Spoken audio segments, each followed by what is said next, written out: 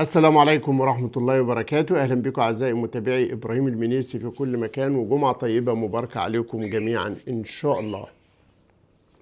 الأهلي بيواصل استعداداته في تونس للمباراة المهمة مساء يوم الأحد إن شاء الله تعالى في دوري الأبطال، وفي تفاصيل من تونس هحكي لكم عنها، لكن النهاردة في أكتر من حدث مهم للأهلي أيضا. الأهلي مع الزمالك في كرة اليد في صالة الدكتور حسن مصطفى 9 مساء في ختام الجولة الأولى لدوري المحترفين لكرة اليد. الأهلي بيتصدر ب 24 نقطة والزمالك الثاني 22 نقطة ونص، والمباراة بدون جمهور. الأهلي كمان بيترقب مباراة تهمه في دوري أبطال أفريقيا، هيلعب صن داونز مع استاد مالي الساعة 8 مساء في بريتوريا، والفائز من المباراة ديت هيواجه الأهلي أو الترجي، أو الفائز من الأهلي والترجي، وإن شاء الله تعالى يكون الأهلي. في نفس البطولة في دوري الأبطال أيضا اللي بتبدأ منافساتها النهاردة، في مباراة مهمة جدا. الجيش الملكي في المغرب بيواجه بيراميدز الساعة 12 بالليل، آخر الليل. الجيش الملكي بيستضيف بيراميدز. ماتش صن داونز واستاد مالي هيبقى الساعة 8 مساء. لاحظوا ان صن داونز اهو بيلعب بالليل، يعني هو ما تفهموش ليه لما بيلعب الاهلي او كده بيتعمدوا يلعبوا بالنهار. بالنسبة للكونفدرالية، الزمالك وصل برازافيل وهيلعب مع اوتوهو بكرة السبت الساعة 3 العصر. عمر جابر قال ان المسألة صعبة في الصيام واللعب بالنهار، لكنه الأوتوهو أو الكرة في الكونغو يا جماعة، الكونغو برازافيل الكرة فيها ما هياش بالقوة بتاعة الكونغو الديمقراطية. الكونغو برازافيل فقيرة كرويا، وفريق أوتوهو حتى لو كان بيلعب على ملعبه بنتائج كويسة، لكن الزمالك عنده خبرات أفضل. شباب بلوزداد الجزائري بيستضيف المصري بكرة السبت أيضا، أو المصري عفوا هو اللي بيستضيفه في استاد السويس الجديد. نتمنى التوفيق أيضا لفريقي الكرة المصرية في الكونفدرالية. الأهلي والترجي مباراة كلاسيكو العرب، كلاسيكو العرب الأفريقي يعني. عشان كده الأجواء في الناحيتين واخدة طابع خاص جدا.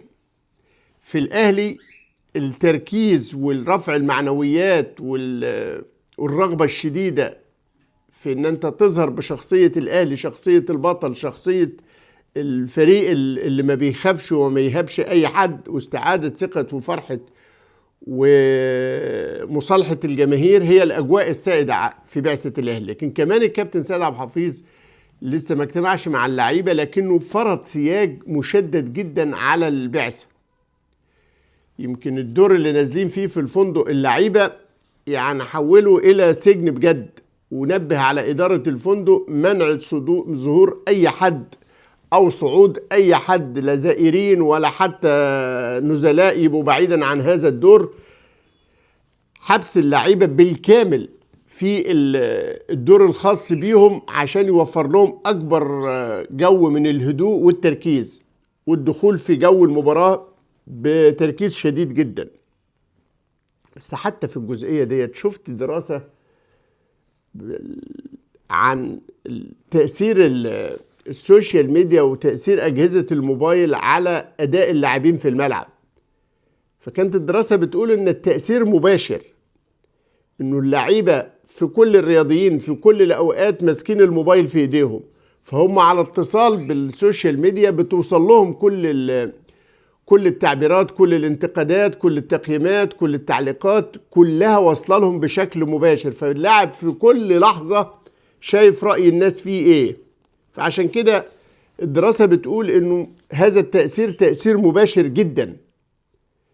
اقول ده بالنسبة لجمهورنا، احنا زعلنا من لاعبتنا بما يكفي، انتقدنا وقلنا ولومنا وعنفنا وعاتبنا وقلنا كل الكلام، محدش سكت يعني، لانه الوضع ما كانش لا يليق ولا يعجب حد. اما وانه الامر انتهى، اما وانه انك انت دلوقتي الفريق عنده دوري ابطال افريقيا وعنده الدوري، والفرصة في الاتنين موجودة وقوية. اكسب كل ماتشاتك ال6 في الدوري، وده مش كتير ولا كبير عليك، تاخد الدوري بغض النظر لا محتاج لعمرو ولا زيد. عندك كمان بطولة افريقيا، انت دي البطولة الاساسية اللي انت مترجتها او اللي انت بتستهدفها، دي اللي توديك للانتركونتيننتال، ودي اللي تأهلك ان شاء الله تعالى لكأس العالم، ودي اللي تحقق لك المداخيل العالية، وهي دي اللي تستعيد لك هيبتك ومكانتك كبطل لأبطال القارة وحامل أختام البطولات فيها. فانت الترجي مرعوب من الأهلي وهقول لكم عامل ايه، لكن انت كمان مسؤوليتنا كلنا ان احنا اذا كانت الدراسة العلمية بتقول انه تأثير السوشيال ميديا والتعليقات والكلام كله بيوصل بشكل مباشر للاعبين، اي لاعبين، فيبقى خلينا نحاول نوفر اي قدر من الصفاء الذهني والدعم المعنوي والنفسي للاعبتنا.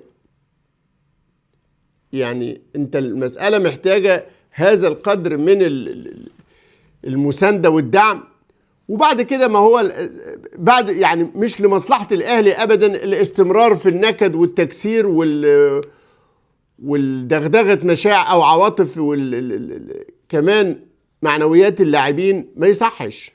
احنا دلوقتي خلاص المسألة دخلنا في طور المباريات، فليهم علينا حق الدعم والمساندة عشان نعرف نحاسبهم، لأنه أنا زي ما قلت لكم كتير، ما هو الفريق كله ما شاء الله خبراته وكفاءاته في المجمل لعيبة كبيرة، المناخ والبيئة العامة غلط فيها غلط، المدرب عنده أخطاء، الإدارة عندها أخطاء، وأنا زي ما قلت رأيي إنه مفيش حد لوحده هو المتهم أو هو المسؤول أو هو الجاني، الأدوار والأخطاء والمسؤوليات بنسب متوزعة بين كل الأطراف المعنية، فخلينا كل واحد يقوم بدوره تجاه الأهلي والمصلحة الأهلي.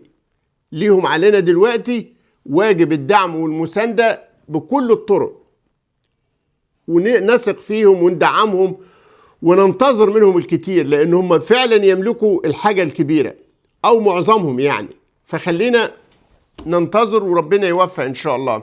بكرة الساعة 2 الظهر يسترب هيعقد المؤتمر الصحفي بتاعه، هيكون معاه كابتن الفريق غالبا الكابتن محمد الشناوي للحديث عن المباراة.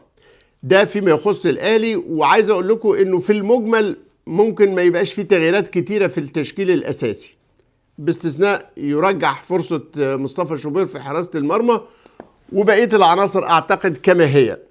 كان عايز أقول حاجة في الناحية التانية بقى.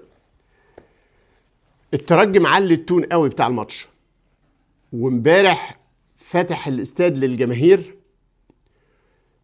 استاد حماد العقربي في رادس،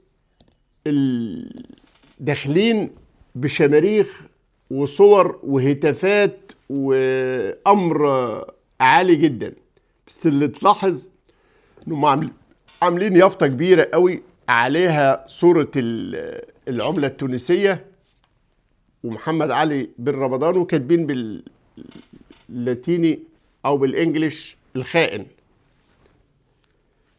هم شايفين انه محمد علي بن رمضان نجم الاهلي خائن للترجي، لانه كان لاعب سابق في الترجي وانتقل للاهلي، وده طبعا سلوك جماهير. لانه خائن ليه؟ ما انت عندك لعيبه اجانب، ما انت بتجيب من الجزائر وبتجيب من افريقيا وبتجيب من كل حته، لكن هي محاوله طبعا ده كلام لا يليق في الاحتراف، لكنه ما هو محاولة للضغط عليه، محاولة للتأثير عليه. هم بيعملوا كل حاجة بهدف التأثير على اللعيبة وإشعال الأجواء العامة لتحفيز لاعبتهم والتأثير على لعيبة الأهلي. الحقيقة لعيبة الأهلي لعيبة كبيرة، لعيبة عندها خبرات، لعيبة عندها تاريخ كبير في لعب مباريات بهذا الحجم وهذه الشعبية، فبالتالي ان شاء الله تعالى ملهاش تأثير الا الايجابي. امبارح كانت الاجواء عالية جدا بقول لكم في ملعب التدريب، لدرجة انه في لعيبة شالوا الشماريخ وقعدوا برضو يحتفلوا مع الجماهير. التذاكر بتاعة الماتش خلصانة من ايام فاتت حوالي 35,000، لكن رادس الاهلي ياما تفوق فيها وياما حقق بطولات، والاهلي سبق له في السنوات الاخيرة فاز على الترجي في تونس 7 مرات، فالمسائل لا جديدة ولا صعبة. الترجي خصم محترم جدا وفريق قوي جدا، وبقول لكم مباراته مع الأهلي دايما كلاسيكو العرب وأفريقيا، له كل التقدير وله كل الاحترام، لكن زي ما قلت لكم الاهلي دوري الابطال واستعاده الاميره الهدف الاساسي والكبير في البطوله السنه دي ان شاء الله تعالى. ترجي حسوا ان ليله امبارح في التمرينه كانت عاليه قوي، فخافوا انه الامر يستمر والتون يعلى، فقال لك لا خلاص تمرينه الجمعه والسبت بدون جمهور، وطلع بيان رسمي نادي الترجي قال لجمهوره محدش يجي للملعب لانه خلاص انتوا ساندتوا دعمتوا، لكنه التمرين بتاع الجمعه والسبت بدون حضور جماهيري عشان يحاول لوميل المدرب الفرنسي يركز مع لعيبته. دي اول مباراه له مع الترجي في دوري ابطال افريقيا بعد ما تولى المهمه الاسابيع الاخيره مكان ماهر الكنزاري اللي تم الاستغناء عنه. الاهلي هيتمرن الجمعه وهيتمرن السبت ان شاء الله تعالى، وزي ما قلت لكم في اجواء فيها كتير من دعم الثقه والمسانده. عايز اقول كمان الف الف سلامه للاعب الاهلي الصاعد ابراهيم الاسيوطي، الباك رايت بتاع فريق الشباب 2005، اصيب بقطع جزئي في الرباط الصليبي، هيبدا نوع من العلاج التحفظي والتاهيلي. نتمنى ان شاء الله تعالى انه الامر ما يحتاجش جراحه، واذا كان لازم جراحه نتمنى له باذن الله تعالى انه يتاهل بسرعه ويرجع بسرعه. لعيب واعد جدا، لعيب الاهلي جابه من اسيوط نتيجة متابعة ونتيجة كفاءته، والحقيقة الماتشات اللي خدها أثبت أنه جدير أنه يقدر يمثل الأهلي. بإذن الله تعالى يرجع ويخف ويكون داعم لمستقبل الفريق إن شاء الله تعالى. شكرا جزيلا لحضراتكم.